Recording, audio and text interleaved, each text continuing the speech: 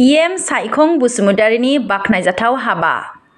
चिरां जिल्लानि सिङाव थानाय मोनब्रै गामिनि आबाद मावनानै जाग्रा रायजो राजाफोरनो दमगाव बान्दोखौ खोनानै हेफाजाब खालामदों 13 नं सिदली बियाबनि इएम साइखं बसुमतारिया।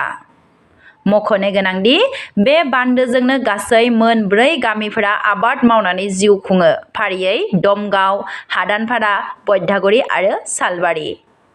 ओरैहाय रायजो राजाफोरनि बान्दो मावनाय समाव नुजाथि हैनानै थांनाय बोसोराव दमगाव सालबारि ओनसोलनि सुइस गेटआ बायदोंमोनब्लाबो बोसोरनैनि गेजेराव बिटिआर सरकारनि हेफाजाबजों बान्दोखौ खोनानै होबोबाय थादों आरो इयुननि समफोराव जोंनि बिटिआर सरकारनि गेजेरजों सावरायलायनानै गोदानै सुइस गेटखौ बानायनाय जागोन होननानै बुंथियो इएम साइखं बसुमतारिया। बिटिआर सरकारनि बेबायदि हेफाजाबखौ मोननानै गोजोननाय फोरमायदों सालबारि ओनसोलनि रायजो राजाफोरा।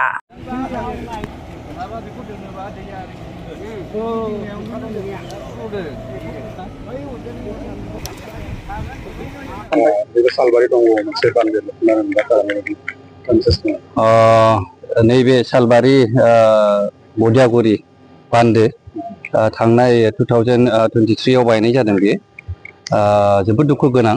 बे ओनसोलनि रायजो राजाफ्रा आबादजोंनो थांनानै थायो। स्पेशली आं नुदों जोंनि बे ओनसोल सा ओनसोलाव आरो आंनि स्पेशली समस्थियाव बान्दो आरो सुइस गेटनि जोबोद गोनांथि दं। दा बायजानाय हिसाबै बिथांमोना बिराद हालाय हाफाय जादों। थांनाय बोसोरावनोबो बिदिनो जों गायालासेथ' जों थानो हाया। जों बोथोरजों जुजिनानै रायजो राजाजों जोङो सावरायनानै नैबे बान्दोआव बिदिनो खांलायलायनानै आरो बिदिनो गोबां दैदेनगिरिफोरनि जेरैहाय एमएलए जोंनि इएम दस्रा दस्रिफ्राबो बेबायदिनो सहाय होनानै बेबायदि जों खांनानै बेखौ मावनाय जादों। दा बेखौ मावफुंनो थांनाय बोसोराव खिन्थु बोथोर जोबसि जेब्ला माइआ ओंखारदों बे समावनो दुखुथिया माने आबादारिफ्रा एसे भुगिनांदों आरो। दा बेनि थाखाय देग्लायबो आरोबाव बोथोरजों जुजिनांगौ जाहैबाय। दा बे जोंनि मोनसे बिराद गिदिर जेंना, जेरावहाय आंबो बे दैनिजोंनो थांनानै थायो। दा बेवहाय आं जुरित' दङ। गतिके बेखौ जोङो जेखि जाया मानो जोङो देग्लाय जुजिनानैबाबो जोङो बेखौहाय मावफुंगोन आरो जोङो रायजो राजाखौ माने मोनसे परिबेसाव जोङो आबादखौ गायहोगोन।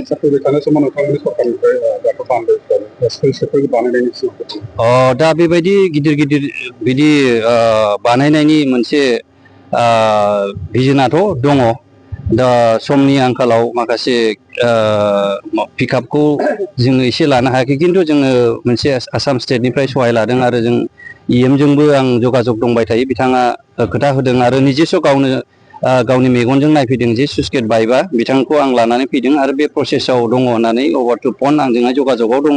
निसय आसा खालामदों फैगोन सिजोनाव, दाथ' नै माबायानो हाबबाय आरो दा बाजेट सेसन जाबाय, निसय बिथाङा सेस्था खालामबाय थादों। बेनो जोंनि बिटिआरनि नाजानाय। जों जेराव हायाबाबो जों दस्राखौ खावलायनानैबाबो जोंहा ब्रादार दङ आसामनिफ्राय, निसय आं खावलायगोन बा जों मोनसे टिम जानानै बेबायदि गिदिर जेंनाखौ जों सुफुंनो नाजाबाय थादों। आरो मानगोनां जोंनि बिटिआरनि सिएम प्रमद बर' साराबो जोंनि गामि ओनसोलफ्राव हाबनानै जिनिखि गिदिर गिदिर जेंना आवगायनिफ्रायनो जिनिखि पेन्डिं समस्या बेखौहाय सुफुंनो दिने आरो राति जेब्लायबो बिनि थाखाय सिन्था खालामनानै उन्दुवालासेनो बिथाङा बोरै सुफुंनो हायो बेनि मोनसे प्रसेसखौ खालामबाय थादों। दा गोजोननाय मोनदों दिनै रायजो राजाजों दिनै मोनसे बे दिनैनि गिबि बान्दो ओंखारजेनदों। दा बेवहाय जोङो सावरायलायबाय, सावरायलायनानै बेखौ निस्सय जोङो मावफुंगोन आरो बेखौ आं खोथा होदों। बियो देग्लायनि बोथोराव जोङो ओरैनो लेप्स थांहोआ आरो रायजो राजा बे दैनिजों थांनानै थागोन आरो।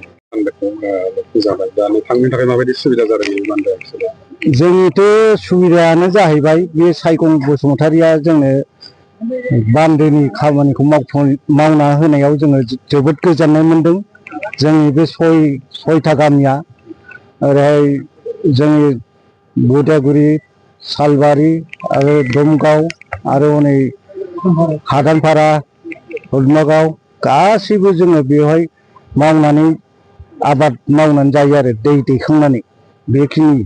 आरो लोगोसे सारा जोंना इएमआ आरो मोनसे खामानि मावबावनो थाखाय खोथा होदों, माने बान्दोनि 1 इन्टि बान्दोखौबो एसे प्रसेसआव फैबाय होननानै दासो मिथिहोदों दा बेखायनो जोङो बेबो जाथोंसै बेबायदि सानदों आरो दा सार बुंनाय मथे डिसेम्बर जानुवारिहालागै माने एसे मावहैनाय बायदि जागोन दा बान्दोनि स्टाइलाव दङ उनावहाय स्टेपफोर जानायनि सुबिदाया माबायदि जागोन होननानै दाथ' जोङो खासा बान्दो थेनानैबाबो जाथ'बाय दा स्टेलाव बेयो सुइस गेट जागोन होननानै जोङो आसा थाबाय EM सारनि खोथा मथे दा बिथाङा जोङो बेखौ फुरायैनो खिन्थालांबाय थाबा उनहालागै मोजां मोनगौ जोङो रायजो राजाफ्रा गासिबो गोजोननाय थागोन बेखिनि आरो माबायदि जेंनायाव बेथ'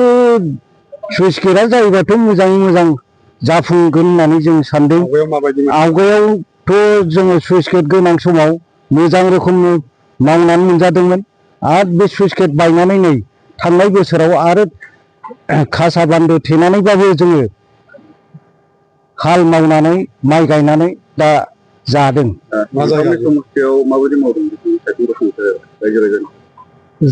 बिथां EMआथ' दा मोजां मावना होदों थांनाय बोसोरावबो एसे हेल्प होदों जोंखौ रायजो राजाखौ दा बेनिखायनो सारा दा बेखौ आरो मावफुंना होबावगोन बायदि आसा थिनानै थाबाय जोङो गोजोननाय फैबाय बे जोङो